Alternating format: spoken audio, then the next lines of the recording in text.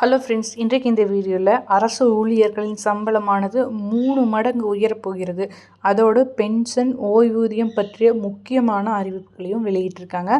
அதை பற்றி இந்த வீடியோவில் டீட்டெயில்டாக பார்க்கலாம்.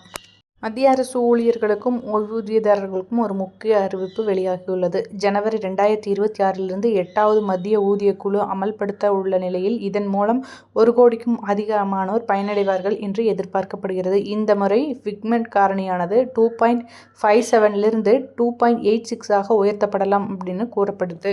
இது அங்கீகரிக்கப்பட்டால் குறைந்தபட்ச சம்பளம் 18,000 51,480 ஓய்வூதியம் குறைந்தபட்சம் 9,000 25,740 உயரும்.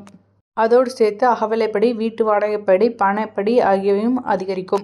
7வது ஊதியக்குழு 2016 அமல்படுத்த போது குறைந்தபட்ச சம்பளம் 7,000 18,000 உயர்ந்தது. அதேபோல குறைந்தபட்ச ஓய்வூதியம் 3,500 9,000 இரட்டிப்பானது. இந்த வரலாற்றை வைத்து பார்க்கும்போது ஃபிட்மெண்ட் காரணியின் முக்கியத்துவம் தெளிவாகிறது.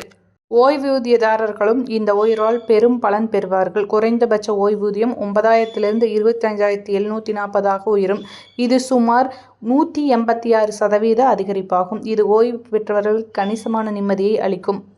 மத்திய அரசு ஊழியர்களின் தேசிய கூட்டமைப்பு இந்த குழுவை விரைந்து அமைக்க வேண்டும் என மத்திய அரசிற்கு கடிதம் எழுதியுள்ளது. ஜனவரி 2026க்குள் அமல்படுத்துவதில் தாமதங்கள் ஏற்படுத்துவதை தவிர்க்க இந்த நடவடிக்கை அவசியம் என GENC வலியுறுத்தியுள்ளது.